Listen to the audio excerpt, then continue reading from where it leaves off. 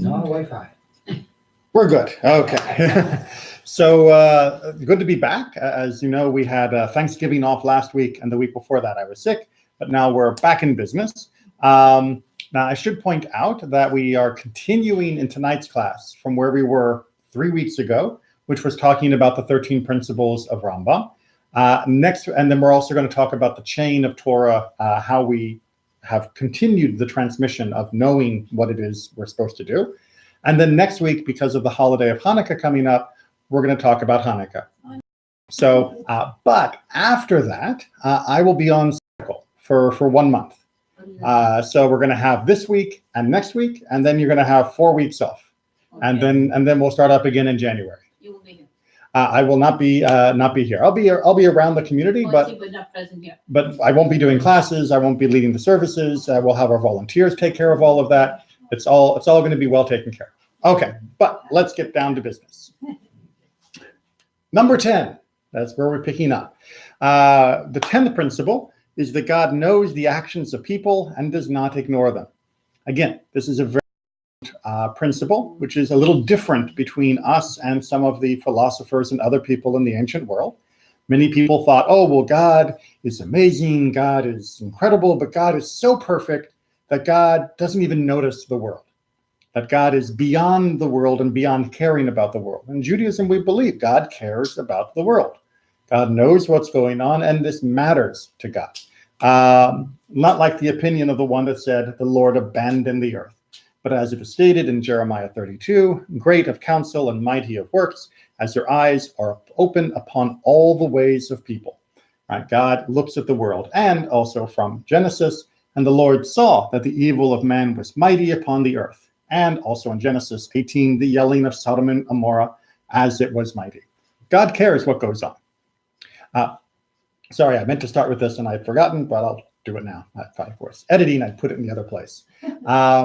I just want to remind you, because it's been 3 weeks, that when we go through these different principles of belief, that when Judaism talks about principles of belief, these are our goals of belief. This isn't where we start. This is where we end. And that's a little different, right? Because in many other religions, they say, you just have to believe, you just have to believe, you just have to believe. In Judaism, you have to try to believe. You have to try to understand. Understanding leads to belief. Belief leads to new understanding. That leads to more belief. It builds, right? Belief is something we seek through our life. It's not something that's supposed to be our starting point. You don't start by saying, I believe, I believe, I believe. You start by saying, this is what Judaism tells me I should eventually believe. Let me think about it. Let me meditate on it. Let me pray. Let me study. Let me learn. Let me live and see how this works in my life until I can truly and fully understand that this is true. Right? Belief is not something you're supposed to say. It is something you're supposed to feel because you know it to be true. Oh, someone else? I think we got another knock.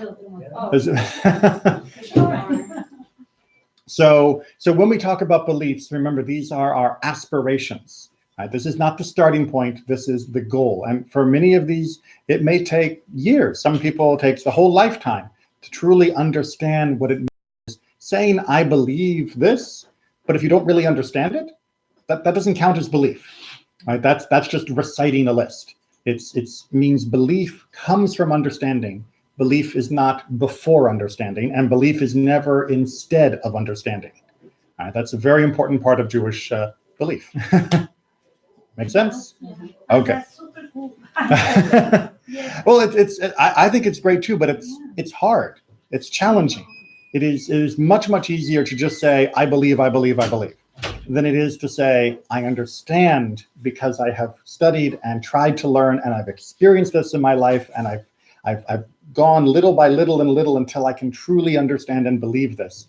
That's much harder, much harder, and much more challenging, and sometimes more even discouraging, right? A lot of people, life is easier if you can just check it off a list and say you're done. But really putting in that full effort, that's much harder, and not everyone is interested in that challenge. All right, so that's number 10. God cares about what goes on in the world, which is why number 11 then shouldn't be a surprise. right? The 11th principle, God gives reward to the one who does the commandments of the Torah and punishes the one who transgresses its prohibitions, and that the great reward is the world to come, and that the strong punishment is being cut off. Okay, so what does this mean? So it means, yes, God cares what you do, and in fact, there are consequences to what you do. If you live a good life, if you live a life according to the Torah, of course, there is benefit in this world. You'll find yourself generally happier and able to have a nicer life than if you didn't. But ultimately as well, there is reward that comes directly from God. And the biggest reward that we talk about of that is, I should have capitalized that, is Olam Haba, the world to come. And we'll talk about that in much more detail when we talk about what Judaism believes about the afterlife, about what Judaism believes in what happens after we die. But the short answer is the world to come is the next stage of our existence, and that ultimately is our fullest reward, because whatever reward we can receive in this world is really only beneficial to our body and the way our soul experiences this world. But the way our soul experiences this world is limited. It's good, don't get me wrong. Judaism likes this world. We like being able to live. We like life, right? L'chaim. We enjoy it. But ultimately, the fullest joy, the fullest benefit that the soul can have is going to be outside of this world, in the world to come. Likewise, then, being cut off, well, that doesn't sound so bad, right? I mean, it's not fire, it's not demons with forks, it's not lava and not burning forever, it's not hell. It's simply no longer existing, right? That's the worst punishment imaginable in Judaism. Because as long as you exist, you can always change, you can always improve, you can always be better. If you stop existing, then that's the end of the story. In Judaism, the idea that you would die and just stay dead, that's the worst punishment imaginable. We don't believe that torture is the worst punishment. The worst punishment is simply being cut off spiritually for all time. Because after all, our soul is the most precious part of us. To cut it off and simply wink it out of existence and to no longer have a connection to God, of course, then is absolutely the worst thing that we could imagine. Questions on that? The light off. The lights are off, exactly, and that's the worst thing, right? It's not. Judaism doesn't believe that God would ever punish someone by making them suffer forever, right? We'll talk about this again more when we talk about what happens after we die in another class. But just to make sure we understand this, Judaism believes, as you can see, in what you did and punishing the bad you did, which means, and you did some bad, you will get some reward and you will get some punishment. Judaism is not just you go good or you go bad. There's a mix for most people, right? Some people are 100% bad, some people are 100% good, but the rest of us, 99% of human beings, we're a mix. Some people a little more good than bad, some people a little more evil than bad, but we're all mostly a mix. And the punishment will always fit just the bad that we did. It's not like, oh, you did some bad, you're punished. And since the bad we can do is always going to be a limited amount, right? We're only human. We can't do infinite bad. How could you punish an infinite amount? Right? You can't punish forever because you've done something forever, right? If I steal $1 million, you can punish me for $1 million. You can't punish me for an infinite amount of dollars. If you have had that is in the good side, Yes. but you are not Jewish, Yes. and you don't know about the Torah, Right. How do you think about that God is gonna be with Yes. them, and it's not gonna be Judaism believes that a good person from any nation has a share in the world to come. And when we talk about the afterlife, we'll talk about that more. So we do believe that righteous people of any nation are able to have that additional existence in the next life by being good people. That's one reason why Judaism doesn't go out of its way to knock on doors and give out pamphlets and tell people they need to be Jewish, because you don't have to be Jewish to get the greatest reward, right? If you want to be rewarded for having a good life, you live a good life. If your life feels empty without Judaism, by all means, come to the synagogue and we can help you become Jewish. If this is the right place for you, I understand, because it's the right place for me too. And I couldn't imagine not being Jewish. But if someone can be a good person and not be Jewish, that's fine. They are welcome to do so, and I'm glad there's another good person in the world. All right. This is the famous karet. Karet, the cutoff. Yes, Karet? exactly. Okay. And you'll see that phrase karet, or cut off, many, many times in the Torah. And it often, many people will look at it and say, oh, well, being cut off isn't so bad. Right? I'd rather be cut off than, executed. I don't want to be stoned to death. It's like, well, actually being stoned isn't as bad, right? I mean, I know that sounds weird because, we think with our body that anything that happens to my body is the worst possible thing that can happen, but everybody's body is going to fall apart eventually, right? Some of us, as we get older, it feels every day it's falling apart a little by little, but we're all going to stop working as our body. But our soul is the one part that should be able to go on forever. For that to be gone, that is much, much worse than the idea of something happening to my body. At least that is the ultimate idea behind principle number 11. Okay. 12 comes with that idea, but it also completes this whole arc of God creating the world, caring about the world, and guiding the world through the prophecy and through the teachings of everyone. The 12th principle is that the Messianic era, the time of what we call the Mashiach, the Redeemer, will come. And it is to believe and to confirm that he, meaning Mashiach, the one who will redeem, will come, and not to think that he is late, right? You might think, well, it's been a few thousand years. Let me check my watch. It might seem like he's late, but if he tarries, wait for him is our principle. And do not give him a set time, and do not create analyses from the verses to extrapolate the time of his coming. Every generation, seems like every day now with the internet, there are people who are telling you, I know when the Messiah is coming, right? The Messiah will come on August 12th, 2024. People will invent all sorts of things, and that's not new. If you go back through Jewish history, and if you go back through other people's histories, everybody seems to think they can calculate the magic number of when the Messiah will come, of when the world will be redeemed, of when everything's going to... Don't do that. Is it wrong? It's just, it's wrong. Well, first of all, everybody who's done it for the last 3,000 years has been wrong. Yeah. So why do you think you're going to be? You have the secret knowledge and all of that. And no, the rabbis of the Talmud famously argue about this, and they say, look, either the time is going to seem too far away and people will become discouraged, or the time is going to be very soon and then it won't happen and people will be discouraged. Right? If you set a time, if you think you know when the Messiah is coming, it's always going to end up discouraging people. And there'll be a short period for some people who get really, really crazy. Oh, redemption is tomorrow, blah, blah, blah.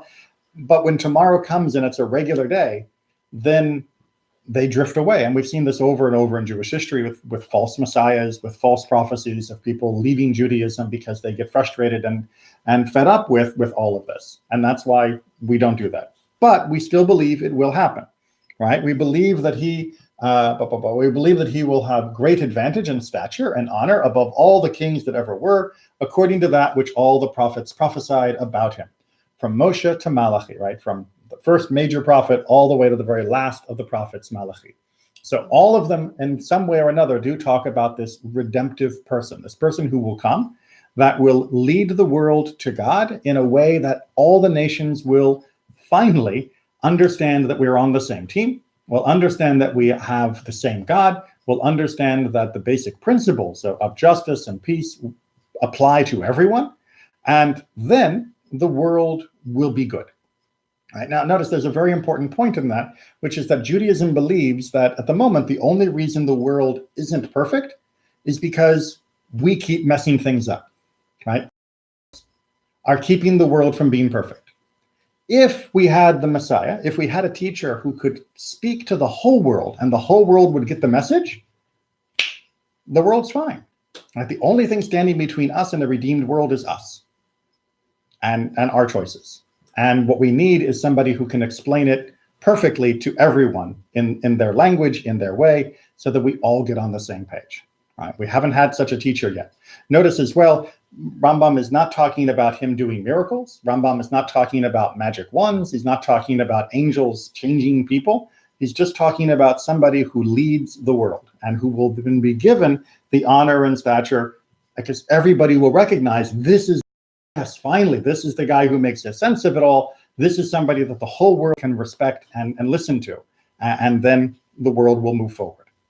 But it will still be a regular world, right? There will still be clouds, there will still be dogs and cats, and still be food to grow, and you still have to go to work. It'll still be a regular world. It'll just be the world the way it's supposed to be, right? Not a magic world, just a human world without human problems, because we'll stop those. Clear? Onward. Can I ask you a very, Of course. very, very, very hard question? I'll hear the question. I'll tell you whether I can answer it. Why the Jewish people doesn't believe that Jesus Christ was the Messiah? So Judaism doesn't believe that Jesus was the Messiah because Jesus didn't do this, Okay. right? So he missed. Now, we also don't believe the Messiah needs to be God. We don't believe that the Messiah is, the Son of God or anything like that. But basically, even if Jesus was just a human being and wasn't claiming to be God, he didn't win. And there have been other people throughout Jewish history. Bar Kokhba was one of the more famous in the Jewish history, who also could have maybe been a Messiah. He was a strong person, leading the people, helping us to be redeemed, but he lost. He failed. And when he lost, we knew he wasn't the Messiah, right? And Rambam even says, there are people out there who will be great teachers, they will be great leaders, they will help bring people to God, they will help inspire the nation. But when they die, if the world is not at peace, if the world has not all come to God together, then they were just a good person, but they were just a person. That wasn't it.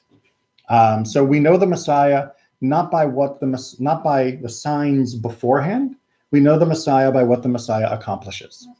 And if the list is incomplete, then that was not the Messiah. So that's the short answer of why we don't accept Jesus.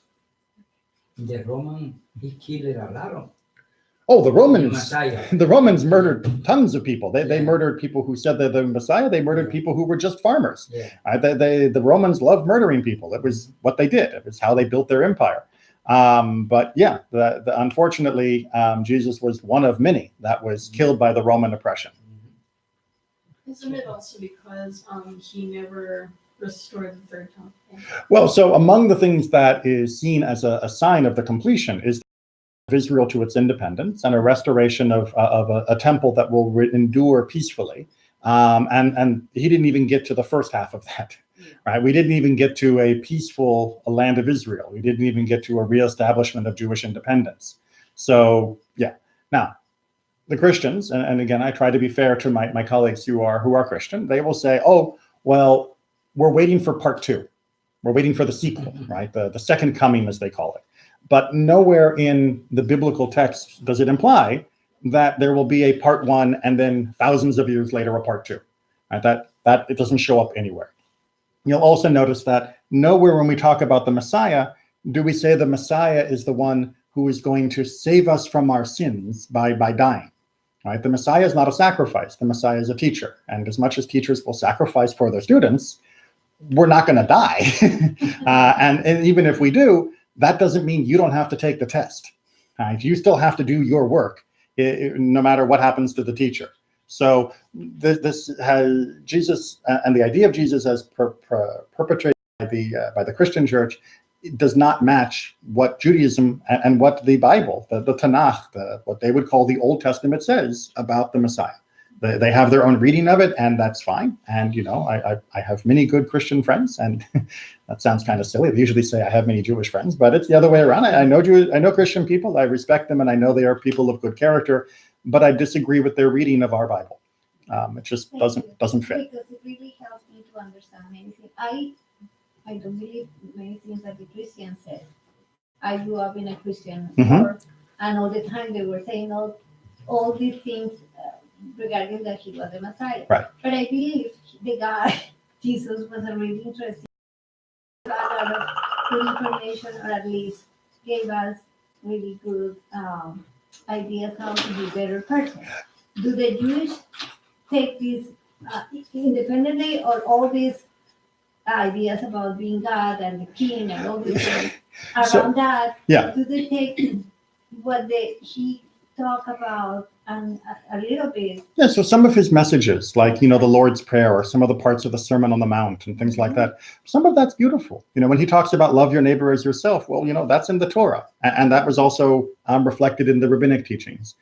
We don't study his teachings in particular. I can respect them, but they're not part of our study because we have other sages that taught just as well and, in my opinion, taught better because it actually matched what the Torah was asking us to do. I can respect him, but I also respect Buddha. I also respect Confucius. I respect many things from the Hindu texts, but that doesn't mean I bring them into my personal spiritual life. All right. Mhm. What's Parashat Bilam? It says about him. Yeah. Right. What Parasha is this? Bilam, Balak. Balak. Yeah. So it's the section in Balak when Bilam is making the prophecy. So parashat doesn't always mean like the Torah portion. It can mean a portion of the Torah. So in some cases, that's what it's talking about. So it's talking about the prophecies of Bilam when he's making the pronouncements. And one of the things he says is that there will be a redeemer that comes out of these people. That was a free, the free prophecies he gave to. Yeah, when Balak asked him to curse, he ended up blessing us instead. Exactly. And as Rambam says, and one who doubts him, doubts the Mashiach, or whom his stature is diminished, denies the Torah, as the Torah testifies about him in Parashat Bilam and Parashat Atem Nitzavim, which is at the end of the Torah. And included in this is the principle that there should not be a king in Israel except from the house of David. And one who disputes this family denies the name of God and the words of his prophets. So obviously David isn't mentioned in the Torah because David came many centuries later. But according to the words of the prophets, the Mashiach will be someone who comes from the house of David. And therefore that is considered to be, according to the Bible, the only legitimate family that can create a king for the Jewish people. Or to create that kind of leader. Now, we're allowed to govern ourselves in the meantime. Nothing wrong with that.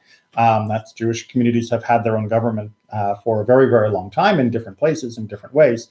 But the Mashiach will need to be from David when we get to that point in our history.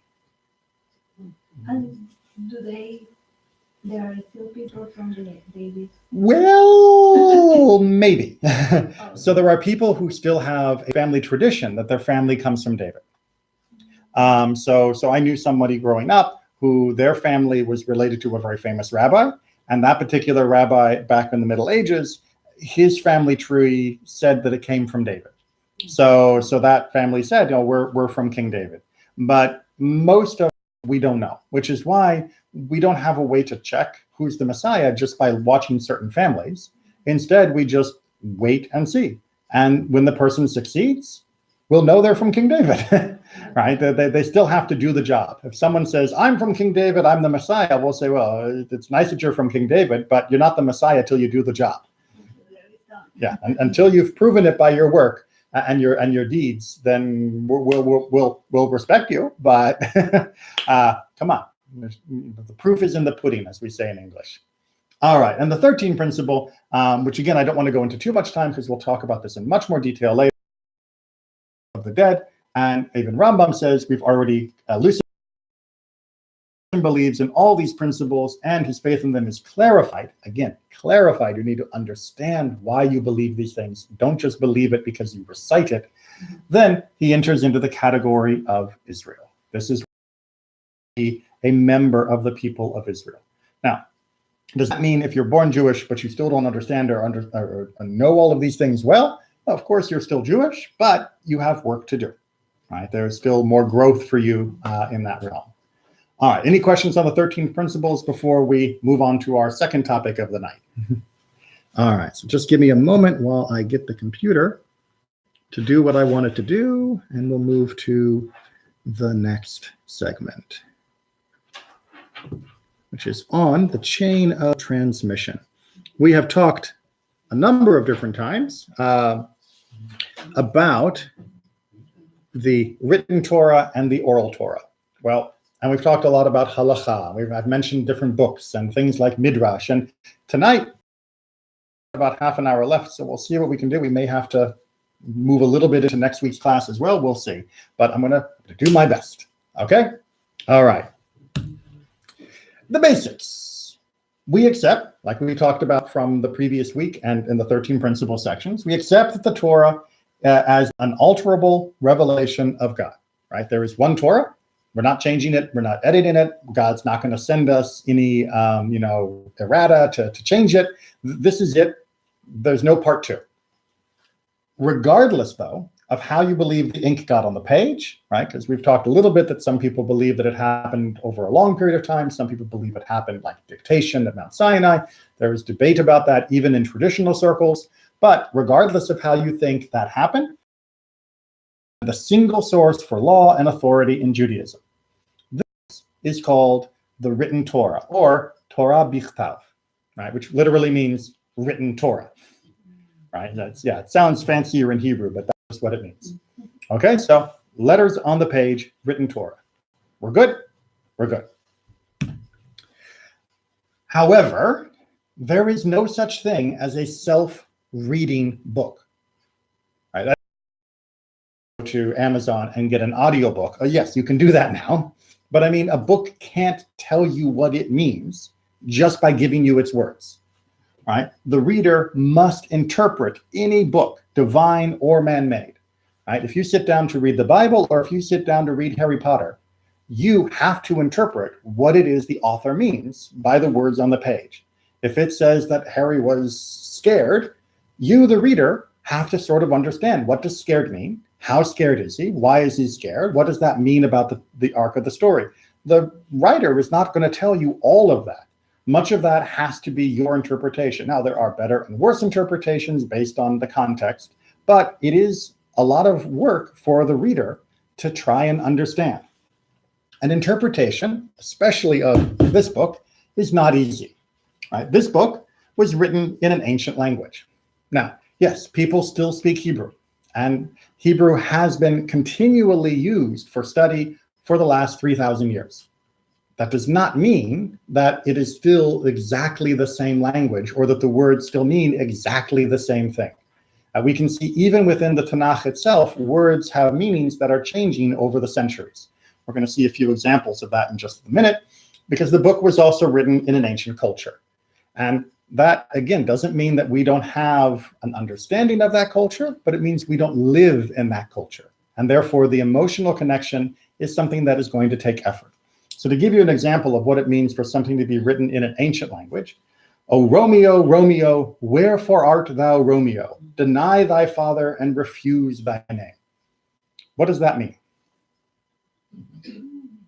Right? Well, it's like one of the most famous lines from Romeo and Juliet. Right? What does it mean? Well, let's start with the easy part. What does wherefore mean? Well, useful. Nope. No? It means why. Why? It means why. Why are you Romeo? Right? What in the world is going on here? Well, we need the context of the culture that was being used in this play. Right? In this culture, it's set in Italy. And in Italy, the different families often had rivalries and had problems. So what is Juliet saying? She's saying, Romeo, Romeo. She's repeating his name because his name is the problem. Why are you called Romeo? If you weren't called Romeo, we wouldn't have a problem, right? We could become boyfriend, girlfriend, but because you're Romeo, we can't. It's not allowed. So she is going, why? Why is this your name? Deny your father. Does she mean say, he's not my dad, someone else is my dad? No. Again, culturally, she is saying, don't hold on to your family, right? Reject your family. Right? Refuse your name. Say, I'm not part of your family anymore. Right? That's what she is asking. Basically, I wish you weren't part of that family, but maybe you could reject your family and then we could run off and be together. Right? That's what it means. That is not what it means to an average English speaker in the 21st century. Right? An average English speaker in the 21st century is saying, Romeo, Romeo, where are you, Romeo? Right? It's like, it doesn't even sound like that. And then deny your father, go on a talk show and say that you want a paternity test, that it's not really your father, and refuse your name doesn't even make any sense. And don't even get me started on the arts and vows and thys. That also, if you don't know what you're talking about, no one says art and vow anymore. But even the words you think you know don't mean what you think they mean unless you go back. And this is only about 500 years old. And it's in our language, English. And it's from the which is a big contributor to the modern American culture. So in many ways, this should be easier to understand than the Torah. And yet, anytime someone sits down to read Shakespeare for the first time, you're going to have notes, and you're going to have a teacher, and they're going to explain to you what Shakespeare really meant. No one just hands a student, here, read Romeo and Juliet and write a 20-page essay, because you would never expect them to be able to do it. And it's like, but you got the words. Okay, fine, use a dictionary and look at it. It wouldn't be enough, right? The book is not accessible. Even if you could understand each word by itself, you still wouldn't understand what it really meant. Convincing? Exactly what my high school did. Really? Yes. They just gave you a copy of a Shakespeare play and said, go read it and make an essay? That's so bad. That is a terrible school. Sorry. I did pretty good, but the rest of my class, Well, not so much. but that's not the way it's supposed to be learned. It was We need crazy. to see it in Right. advantage. Instead, we are very fortunate because God knew that that's not the way human beings learn, right? God would not have given us a book without explanation, right? God would not be your high school teacher, right? If God is going to give us a book, God isn't going to say, here, read this, do it, and I'll be judging you. And that's the last thing God says, right? That would be totally unfair. Wednesday. What's that? Next Wednesday. And next Wednesday, there's a test. Exactly. It's like, except at the end of the test, your life depends on it. I mean, it's totally unfair, right? God would know that this would lead to chaos and confusion and probably a little bit of panic. The Torah points to this, right? When you read through the Torah, and I'm not going to ask for a show of hands, but hopefully you have tried to read through the whole Torah at least once in your life. If you're reading carefully, and if you're reading with a very observant eye of what's been said and what hasn't been said, you'll notice that it talks about telling us that God will tell us how to slaughter our animals. But the Torah never tells us how to slaughter the animals.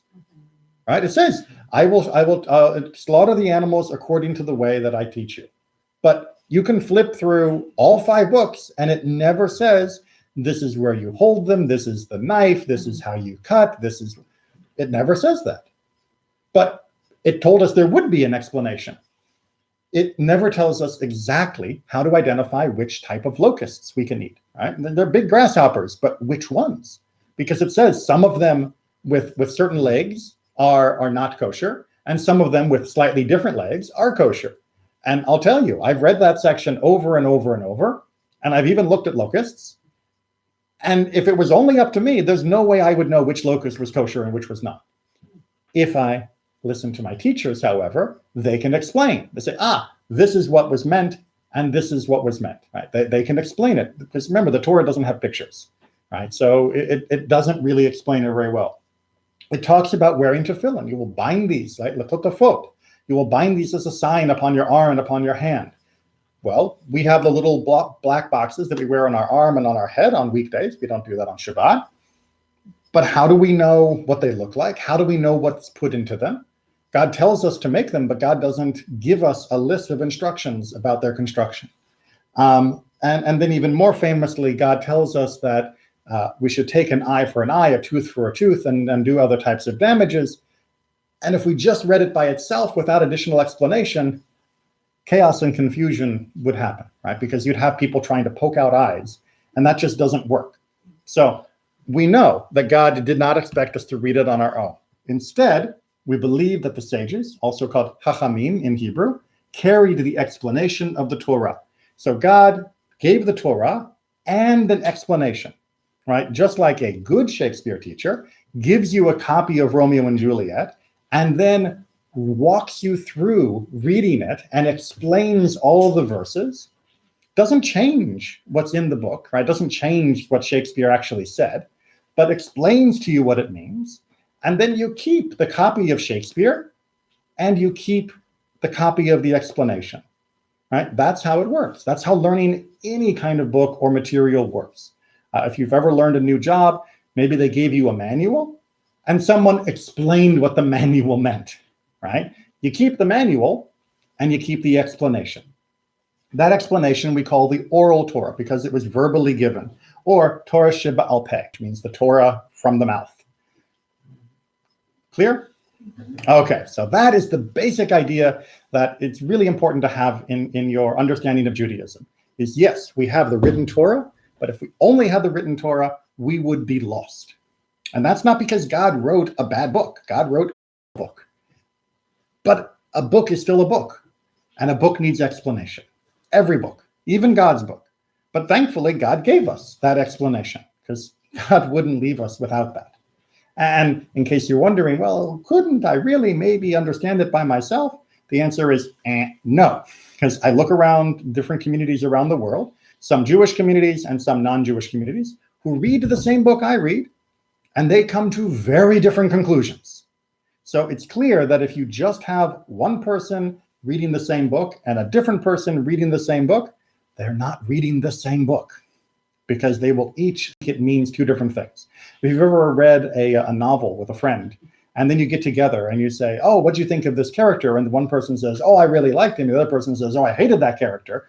It's like, but you read the same book. How can you have such a different opinion? Because I imagined them this way and he imagined them that way. We each have our own projection into the book. You need to have that explanation that binds it together, that makes it clear so that we don't get lost in our own ideas. Okay, onward. So one way to think of this is we have the written Torah, and then we have the oral explanation that surrounds it, that gives it its meaning and structure. All right, so the written Torah and the oral Torah carrying and surrounding it so that it's made clear. Good? Pardon my graphics, it's clip art. All right, so let's do a couple examples. Recite them when you stay at home and when you are away, when you lie down and when you get up. You may recognize this. It's part of the Ve'ahavta. This is part of the Torah that we read as part of our service twice each day. And the idea is that we should say these words 2 times a day. The Torah says that, and we should say them when we lie down and when we get up. Okay, that's great. However, here's how the oral Torah leads us through this. From what time may one recite the Shema in the evening? Okay, think about that. God told us to say them when we lie down. What time is that? Before you go to sleep. So if I go to sleep in the morning because I work at night at the factory, does that mean that I say the Shema in the morning? Or maybe in your yacht. What? In your yacht. Or but I'm not lying down at my job, right? Right? So if it was just up to each individual, it could be completely different. What did God actually mean when he said, lie down? Right? The Torah itself does not make it clear just with those words. So instead, from the time that the priests enter in order to eat their truma until the end of the first watch, these are the words of Rabbi Eliezer. But the sages said, no, it is from until midnight, meaning that from once the stars come out, because everybody agreed that was the beginning of a new day, then until midnight, that's your Shema time window. Right? So you should say them during that time. However, Rabban Gamliel says until dawn, meaning that technically midnight is a goal, but really you could say them during the entire night. You could say the Shema and the Ve'ahavta in those paragraphs anytime during the evening. So together, they begin to clarify what lie down means. And it turns out what it means has nothing to do with what time you go to bed. It turns out what time you should do it has to do with when people might be going to bed. What is the lying down time? Right? And that's not your time, that is our time. Make sense? Okay, this is just an example. Now, time passes, history passes. God gave us the Torah, God gave us the written Torah. Centuries go by, the written Torah is maintained, the oral Torah is given teacher to student over and over. And the Torah is passed through the court cases. So somebody comes with a problem with their neighbor. Somebody comes with a problem with a thief. Someone comes with a problem with their wife. And the court makes decisions based on the Torah. And then the next court remembers the decisions of the previous court. And that adds to our understanding and ability to use Torah. And the Torah was passed through observance, right? This is the way I was raised. I learned how to keep kosher from my parents. They learned from their parents. They learned from their parents. I do it each day. My children see what I'm doing. I see what my neighbors are doing. And that helps also to remember what it is to do.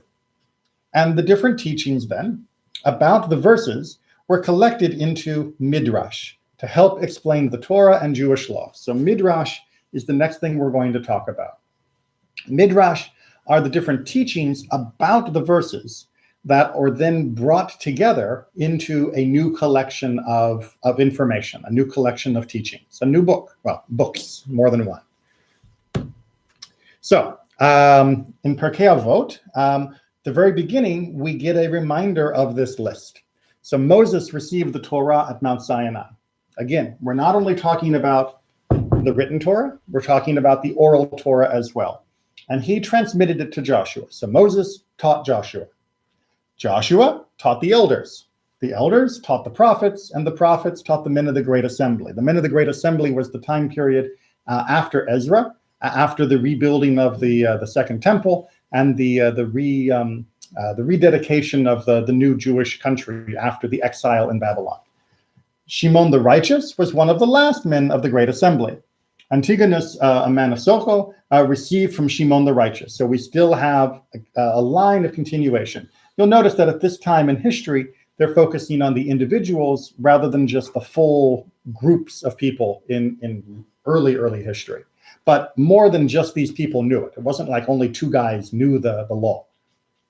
Yossi ben Yozer of Zerda and Yossi ben Yochanan of Jerusalem received from them. Joshua Penrai, they received. This is showing the chain of transmission of one generation, until we finally get up to the time a little closer to when these writings get pulled together. And Hillel and Shammai received from them. And Hillel used to say, be the disciples of Aaron, loving peace and pursuing peace, loving mankind and drawing them close to the Torah. So in Pirkei Avot, the section of what we call the Mishnah means to bring together a lot of the teachings of the different sages from the different time periods, because what they had to teach was very important. Okay, let's give a couple more examples of how this Midrash and how this oral Torah works. Honor your father and your mother. Boom, easy, right? Complicated, but it's an easy, right? So, I mean, and this is one of the famous ones, 10 Commandment stuff here, and yet just saying honor your father and your mother, if there's no additional explanation, well, I might understand it to mean only with words, right? Yes, father. Yes, mother. Thank you, father. Thank you, mother. You're a wonderful father. You're that honoring them just means speaking nicely to them. I might have thought that's all it meant, because sometimes that's what honor means. But scripture, meaning the Tanakh, says honor the Lord with your substance. So if honoring God means doing it with stuff, then honoring your parents must mean with food and drink and with clean garments. Must also mean honoring your parents with stuff. So if your parents say, I'm hungry, part of your duty as a good child is to feed them. All right? You can't just say, hey, it's not my responsibility to feed you. Yes, it is. Right? It is a child's responsibility to take care of their parent in that way. Example makes sense of how that works? Okay. One that smites a man so that he dies, right, shall surely be put to death. I don't know why I capitalized all those letters. Again, famous quote from Exodus. If you kill somebody, you're supposed to get executed. Why is this said? Right? Why do we need to say this? Because it says, and he that smites a person shall surely be put to death. In Leviticus, right, I've got the same basic sentence, but which I might understand to mean even if he merely slapped him, right? The word smite means hit. So I might have thought if I only had the one section, and you'll notice in Leviticus, it doesn't say dies. It just says, he that smites a person shall be put to death. If I didn't have the line from Exodus, then I might think if you hit someone, you can be executed. And that's not true. And in fact, in other parts of the ancient world, and even in some parts of the world today, if you hit the wrong person, you can be executed. Right? Go punch Kim Jong-un and see how long you live. Go punch Vladimir Putin and see whether or not you're gone. Yeah. Right? But according to Torah, even somebody who was to, even if you were going to go punch, one of the great rabbis, Rabbi Akiva, and bam, you're not going to be executed. Right? You're going to be in trouble, but you're not going to be executed. But therefore, it says here, he that smites a man so that he dies, declaring that he is guilty only when he actually causes his life to depart. So one of the things Midrash often will do is it'll take one verse and then a second verse and use them to help you understand both of them. They'll compare the two to see what is being added. How does this help me understand each other? So when people often will say, oh, the oral Torah, the rabbis were just making stuff up. No, they weren't just making stuff up. They were using the text to help understand itself. Each one verse has all the other context of the rest of the Bible to help you understand it. And it helps every other verse also be understood. Right? The Bible is entirely interconnected. All right. One last example. Remember and keep. These are the two ways that are talked about keeping Shabbat in the two different versions of the Ten Commandments, the one version in Exodus, the one version in Deuteronomy. Remember Shabbat beforehand, and keep it afterwards. Remember before, keep after. Why the two words? They each mean something a little different. So they ruled, we are to add from the mundane to the holy, as a wolf tears from both what is before him and what is behind him. What this means is that when Shabbat begins, if you want to begin Shabbat a little bit earlier, before the actual day begins, before full nightfall, that's okay. And indeed, that's what we do. When we light candles and we begin Shabbat, we usually begin it when it's still afternoon, not 3 stars out in the sky, right? Shabbat officially doesn't begin till the 3 stars, but we tear a little bit from the day in front of Shabbat, from the 6th day, and we add it to Shabbat. And if you let Shabbat go a little longer before you do Havdalah, the way we say goodbye to Shabbat at the end of Saturday night, then you're tearing a little bit from the next day and adding it to the other end of Shabbat. So Shabbat actually ends up a little bigger than a regular day, because we take a little from day 6 and we take a little from the next day 1, and we build up day 7 to be longer, right? Just like a wolf will bite from both sides. Make sense? Okay, and they get that from the remember and keep that it gives it this bookends. Okay, arguments. You may have noticed, where were we? There we are. You may have noticed back here when we were talking about reciting the Shema, we have Rabbi Eliezer, we have sages, and they seem to be disagreeing with each other. They seem to be giving different opinions. Why are there arguments? If the Torah was taught, the oral Torah was taught by God to Moses, and Moses taught Joshua, and Joshua taught the elders, and blah, blah, blah, blah, blah, how can there be an argument? Right? Why would there be a discussion about this? Right? How can you have 1 opinion, 2 opinions, 3 opinions? Well, new cases came up that needed new answers and application of Torah. So if you have a new issue and you have different people who are still using the same information, they then have to give their new opinion about the new topic. And even though they're looking back at the same information, the same source material, their analysis of the new issue may come to a different conclusion. And this happens all the time, by the way, in American law. If a new law is created by Congress or by Tallahassee or by the city council, the lawyers will look at the new law and say, I think it means this. And they'll disagree. And eventually they'll get to the courts, and then the judges will have to work on it. And one judge might say this, and one judge might say that. And eventually, if it's really complicated or confusing, it'll go all the way up to the Supreme Court. That doesn't mean the law is bad. It just means the law is new, and it needs to be worked through with all the information from the previous laws. Also, culture and technology changed, and the Torah had to be applied. This is partly a case of new cases, but if we were living in a country where, for example, having multiple wives was normal, then having multiple wives was normal. But if we were living in places where having only one wife was normal, should we still have extra wives? Is that really what Jews should be doing? And in fact, the Jews of Europe eventually said, no, we're only going to have one wife from now on. And does that mean that they were changing or inventing or coming up with an idea that the other group was wrong to keep extra wives? No, it just meant in this place, in this way, the interpretation said only one wife was appropriate. In that place, having more than one wife was also appropriate. But those were two different places, but they were drawing from the same source. And also, and this is the most painful part, students weren't always perfect record keepers of their teachers' lessons.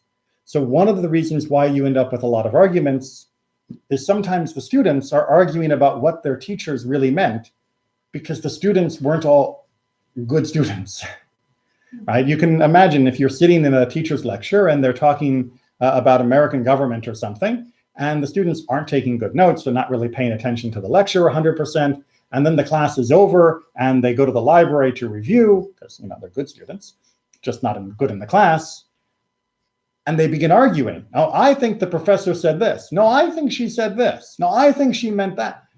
They were all in the same lecture, and the teacher only said one thing. How can there be three different opinions about what she was teaching? Because the students didn't understand what she was teaching perfectly. And so sometimes that would then create arguments as well. But we tried to smooth it out, right? So one of the reasons why the students were not always as great students as we could have hoped is because they were living during a time when the Second Temple was being destroyed, when the Romans were persecuting us, when there was fighting among Jews against each other, when it was becoming very hard to make a living. And that makes it hard to be a good student, right? As anybody knows, if you have to work a full-time job and also go to college, it makes college a lot harder than if you just can go to college without having to work a full-time job. If you work a full-time job, have to go to college, and have to worry about people trying to kill you, it makes it even harder to be a good student. And that was the case during a period of our history. But to smooth out the teachings and to preserve the oral Torah, Judah Hanasi, also called Judah the Prince, compiled a special collection of the oral law around 250 CE known as the Mishnah. It was brief. Trust me, it's briefer than it could have been. It was easier to remember. The sentences are short. They're often arranged in a way that the topics flow kind of helpfully. It was organized, right? The Torah does not go like topic A, topic AB, topic ABC. The Torah is not organized like that. Mishnah is more organized, and it contained all the necessary facts to reconstruct the longer lessons of each law. So it would have a sentence, but if you come to the Mishnah class or watch it online, you'll see each sentence can be unpacked into all of its pieces.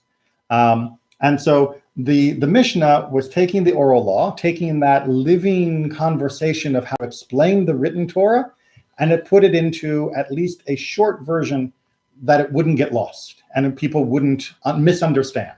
So that became kind of the default lesson plan for explaining the written Torah with the oral law. Does that make sense? Because getting that idea about the Mishnah is kind of important to understand everything else that comes. You know what? Running out of time. If you want more information about the historical process, the Igeret Rav Sherira HaGaon, right? The Gaons were the rabbis who were in the Babylonian community around the years 7, 8, and 900 CE. And he wrote an incredible book, very short, pamphlet in the modern world, that explained the history of the oral law and how it all worked. Highly recommend it. If the English translation is readily available, you can find large portions of it in English online. It's a really interesting read. If anybody's interested, you can always email me and I can send you pieces of it too. But he goes into the history in much more detail, but we're running out of time. So the Torah is now surrounded by the oral Torah, but the oral Torah nowadays we generally just refer to as the Mishnah, right? Because the Mishnah became the most official version of the oral Torah. Good? Good. But the texts of the Mishnah were not the only texts of the oral Torah floating around. Remember I said this is like the most official, but there was also something called the Tosefta, which was another collection of how do you explain the written Torah. It was another collection of oral teachings. Plus, individual students would remember what their teacher had taught them in their teacher's own way, and those become known as Braitot. So even though we had the Mishnah, there was also other pieces of oral teaching from the previous generations that were still floating around.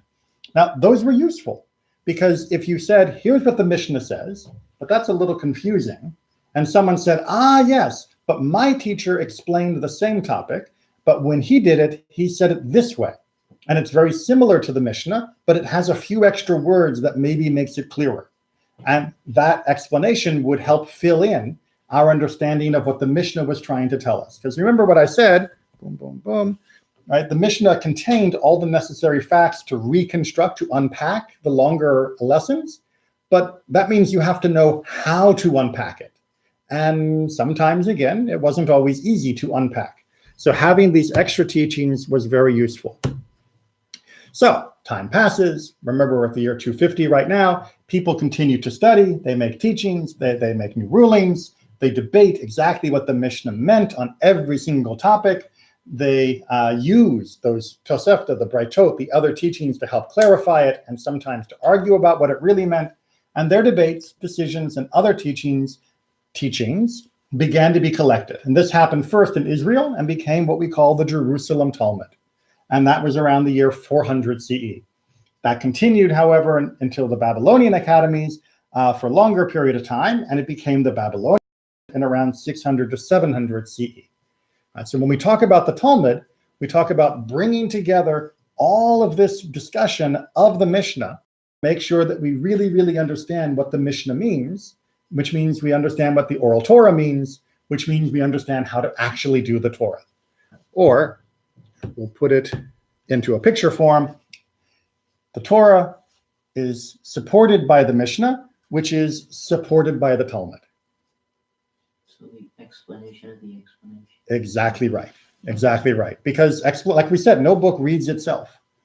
Now, if you had a teacher, you wouldn't need any of these books except the original Torah, right? If you had a teacher that would be able to sit there on your shoulder and say, this is what it means, this is what it means, this is what it means. But that isn't really how the real world works.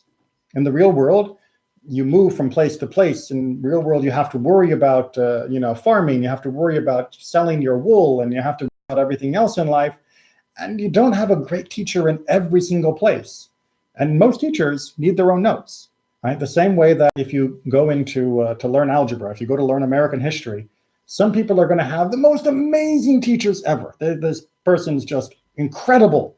Other people are going to have mediocre teachers, right? They're still good, and God bless them for choosing to be teachers. It is a really, really hard job, but they may not be the most amazing teacher you ever met, but they've got a textbook that helps explain the textbook, right? They have the teacher notes that help explain the original book. And that is kind of what all of this is trying to bring together for us. All right, so let me just back up to a little example about the Talmud, of how the Talmud works. So Talmud is always listed by the main book and then what page it's on. That's a convention for how we do a reference for where we are in the Talmud. So remember, we were talking about the time for the bedtime Shema, for the nighttime Shema, when you lie down. Well, they discuss it in more detail, because what does the Mishnah actually mean? On what basis does the Tana means the people who wrote the Mishnah, why do they say from when, right? Why does the Mishnah begin? We're supposed to do the Shema of the night. And furthermore, what distinguishes the evening Shema that it was taught? Let the Tana, that person from before, teach the morning Shema first. So the Talmud asks lots of questions and then tries to get its own answers. So the two main questions here are, why is it asking when, right? Why is this a question even? And the second question is, why is it teaching about the evening Shema first? Talk about the morning Shema first, right? One of the things people ask me almost immediately when they're getting interested in Judaism is, why does Judaism always have a day start at night? Right? That's like something that really stands out. Well, the Talmud's asking that too. So, by the way, in this particular translation, the parts that are in bold, that's a translation of the Talmud. The parts that are in between, that is actually an explanation to help make the translation make more sense, because the Talmud is written in a very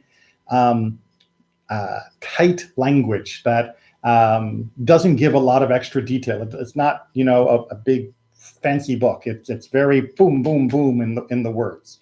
So this translation tries to give a little extra support. The Tana bases himself. This is the answer.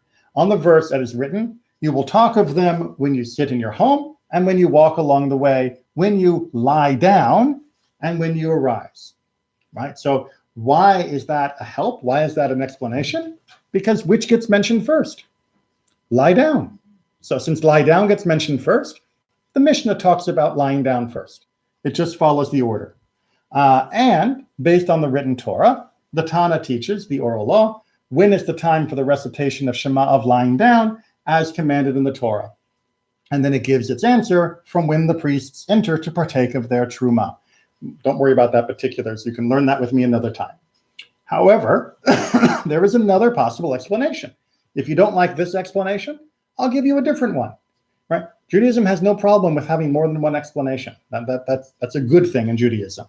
If you wish, you could say instead that the Tana derives the precedence of the evening, of saying the evening first, from the order of the creation of the world. As it is written in the story of creation, and there was evening and there was morning, one day. So since in Genesis, night is mentioned first before day, of course, when we're talking about the Shema, we'll mention the night before we mention day. All right, so you may have noticed the Talmud is beginning with questions that you may not have even had yet. Right? That's the advantage of having a resource of hundreds of years of very strongly edited and reviewed debate notes of how this discussion worked. Right? So that you're getting the best and best and best ideas that were studied throughout all of the Jewish world during that time period for 400 or 500 years in some cases, and then being brought together so that you will hear answers to questions you didn't even know you had. Okay, because this is what the Talmud is, and we'll finish with this. The Talmud is an edited version of their debates and decisions. It is not only teaches their conclusions, but, and I put this in capitals on purpose, how to make decisions. That is the most important thing that the Talmud does. Right? The Jewish world became less centralized due to history, and the Talmud helped all the Jews remain on similar paths for 1,000 years. Not because the Talmud gave us all the answers we needed, but because the Talmud told us how to find answers when we needed them, and how to do it in a Jewish way. So then Jews who were living in Spain, and Jews who were living in Yemen, and Jews who were living in England, and Jews who ended up living in America or Brazil or anywhere else would be using the same style of analysis. And even though they'd come to different conclusions sometimes, they would do it in the same way so that their conclusions would be comparable. They would be part of that same Jewish way of doing things. And the Talmud is not just about their debates and decisions, but the reason it gives that whole discussion is because the conclusions aren't the most important thing. It is the process that's the most important thing. Like we said at the very beginning, there's no way to ever write a book that will have the answer to every question that you will ever face, because that would be an infinite size book. But you can write something that will teach you how to find answers to any question you eventually have. And that's what the Talmud is, and that's one reason why the Talmud has been cherished, why it has been loved by the Jewish people for 1,500 years. Because it wasn't just a book that tried to give us the answer, it was a book that was trying to help us to be able to always find answers. And we're going to leave it there. We'll finish up because there's more to talk about in terms of the chain of Torah next week. We're also going to talk about Hanukkah next week, so that way you're a little prepared for the holiday before I go on my sabbatical. Okay? Good night. Thank you. You're welcome.